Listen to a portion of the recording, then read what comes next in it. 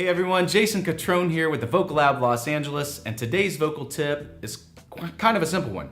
Here it is. Basically, record yourself and listen back. It may seem like the silliest suggestion or like, I've done that, but in all seriousness, when you're trying to figure out something with your vocal, one of the best things you can do is just take your phone. Almost all of us have smartphones now. We all have voice memo recorders on there, and literally just record yourself either doing an exercise and trying to perfect it, or maybe part of a song.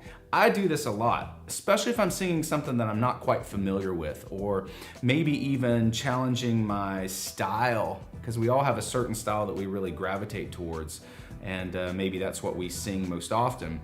But you know, let's say for instance I want to work on a rock vocal, which is not something I typically do in a given day or performance.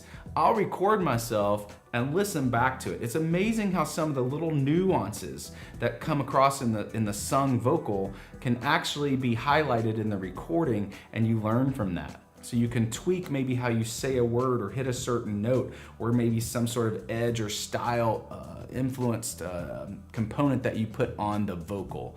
So my big suggestion today in this vocal tip, just do that. Take your phone, record an exercise, record a song, listen back, and learn from that process. Hope this helped you today. Again, Jason Catron with the Vocal Lab Los Angeles. We'll see you soon. Thank you so much for watching that last video. Do me a favor now, click right here and subscribe.